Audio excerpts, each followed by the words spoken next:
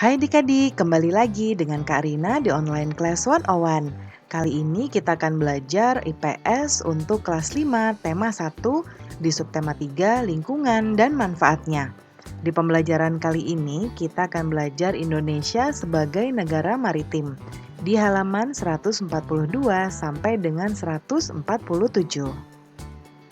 Adik-adik, untuk melihat pembelajaran lainnya, adik-adik bisa cek di kolom deskripsi, lalu cari kelasnya kelas berapa. Misalnya di kelas 3. Lalu adik-adik mau lihat kelas 3 tema 8, berarti ini kelas 3, lalu temanya tema 8. Diklik aja di sini. Nanti akan dialihkan ke halaman lain di browsernya dan masuk ke playlist di tema tersebut. Seperti ini. Nah, ini sudah berurutan mulai dari halaman awal sampai dengan halaman terakhir di bukunya ya.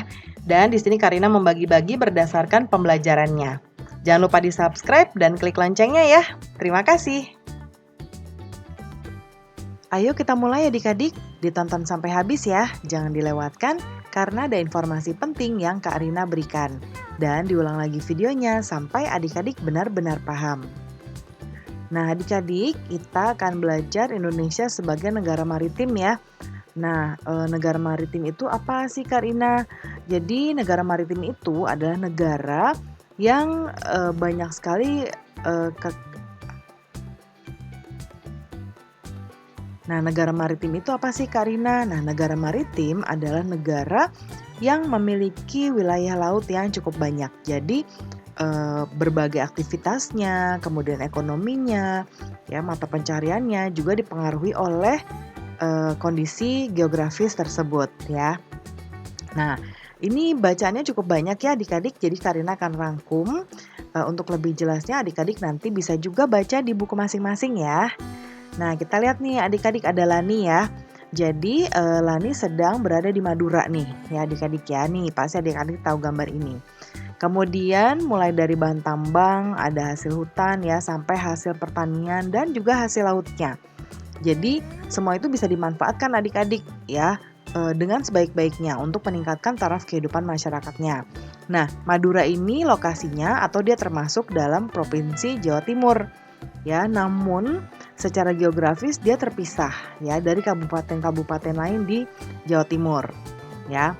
Nah, kemudian adik-adik untuk mencapai atau untuk menuju Pulau Madura, adik-adik nanti harus melewati Selat Madura.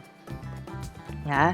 Nah, sekarang berkat kemajuan pembangunan nasional, nah telah dibangun jembatan Suramadu. Nih yang tadi Kak Rina bilang adik-adik pasti tahu ya. Nggak Kak Rina sebutkan karena nanti akan ada di sini. Namanya adalah Jembatan Suramadu ya. Loh, Suramadu ini apa sih Kak Rina? Jadi dia ini singkatan dari Surabaya dan Madura. Surabaya, Madu, Madura. Jadinya dinamakan jembatan ini Suramadu dari situ ya. Nah, kemudian kalau dari segi kondisi Pulau Madura yang terpisah dari Pulau Jawa, ini merupakan contoh kecil kondisi geografis Indonesia adik-adik. Ya, di mana kalau Indonesia kan kalau kita lihat peta terpisah-pisah oleh laut, ya. Terpisah-pisah oleh laut. Nah, maka dari itu Indonesia merupakan negara maritim dan kepulauan terbesar di dunia.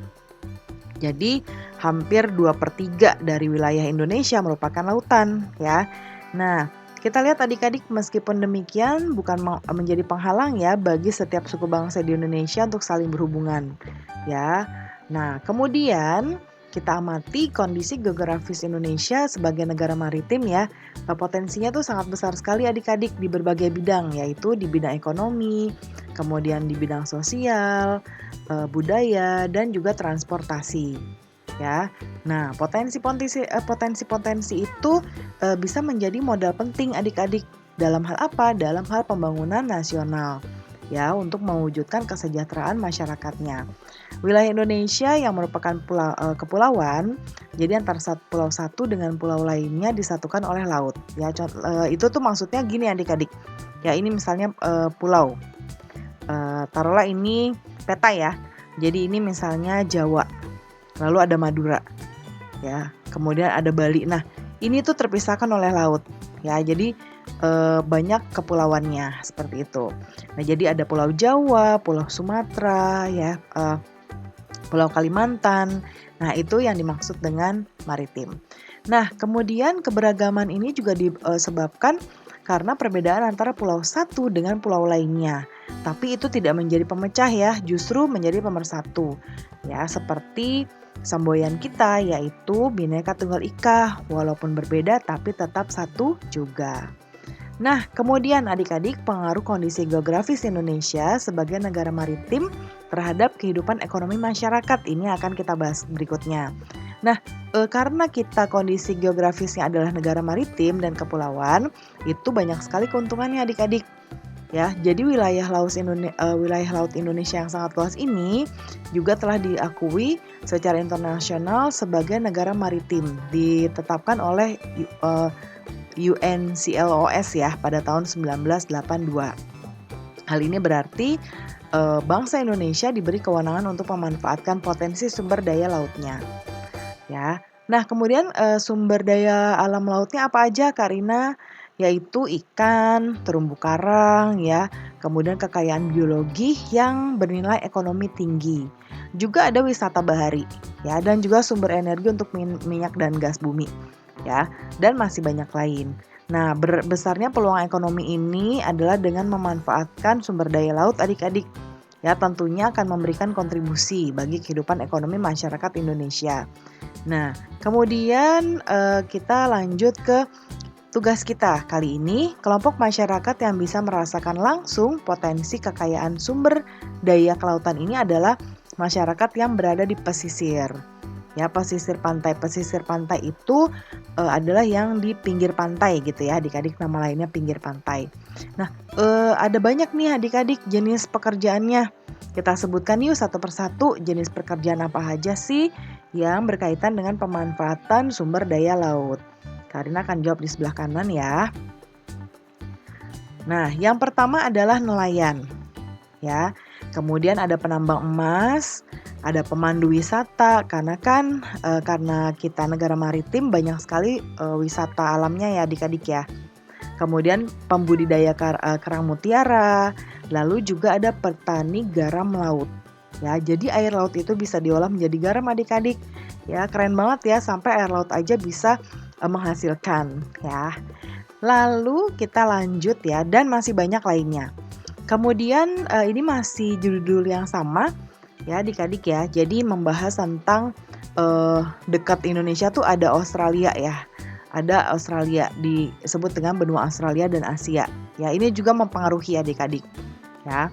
Nah, kemudian kita lanjut beberapa dampak yang diakibatkan oleh letak dan kondisi geografis bangsa Indonesia ya sebagai negara maritim atau kepulauan.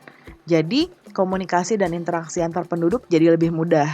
Ya, baik antara warga Indonesia maupun orang Indonesia dengan asing juga sama. Ya, ini didukung oleh adanya kemajuan teknologi tentunya adik-adik ya di bidang pelayaran antar pulau dan juga antar negara. Kemudian terjadinya pembauran, pencampuran, atau peluburan nilai-nilai antar pulau dan antar negara. Nah, munculnya perkampungan etnis tertentu seperti pecinan itu seperti Chinatown ya adik-adik, dan kampung Arab. Chinatown maksudnya tuh kayak kota. Kalau diartiin dari bahasa Inggris tuh kota Cina. Jadi sebuah wilayah yang isinya banyak orang Cinanya. Kampung Arab juga sama. Jadi suatu wilayah yang isinya orang Arab ya, banyak orang dari negara Arab. Nah, kemudian terjadinya perubahan perilaku masyarakat karena pengaruh masuknya pola dan nilai perilaku dari pulau, daerah maupun negara lain. Dan juga terjadinya perpindahan ilmu, pengetahuan dan juga teknologi. Nah, ada dampak positif dan negatif tentunya ya adik-adik dari hal ini. Nah, yuk kita tentukan adik-adik apa sih dampak positif dan negatifnya. Nah, kita lihat di sebelah kanan. Nah, dampak positifnya adalah yang pertama yaitu ada beberapa ya, memiliki keberagaman potensi alam dan juga hasilnya. Kemudian memiliki keberagaman dan kekayaan budaya karena kita terbagi-bagi menjadi beberapa pulau. Kemudian memiliki keberagaman sumber daya manusia. Lalu negatifnya adalah tidak meratanya potensi alam dan sumber daya manusia, kemudian tidak meratanya pembangunan dan pemerataan hasil-hasilnya, dan juga rentan terhadap terjadinya konflik kedaerahan.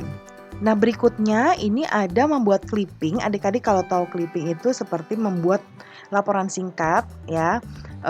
Nah, nanti akan dipandu oleh bapak atau ibu guru karena ini nanti adik-adik akan mengumpulkan beberapa gambar. Lalu adik-adik buat semacam seperti buku yang ditempel-tempel gambar tersebut ya, atau disusun dengan gambar sehingga menjadi sebuah buku. Nah, itu namanya clipping. Jadi Karina tidak bisa menjawab bagian ini ya. Nanti ini akan sesuai dengan laporan adik-adik ya, dengan clipping yang adik-adik buat. Nah, pembelajaran kita sudah selesai ya adik-adik. Terima kasih sudah menonton sampai akhir. Mohon dimaafkan apabila ada kesalahan dalam perkataan maupun dalam materi yang diberikan. Sampai jumpa di pembelajaran berikutnya. Dadah!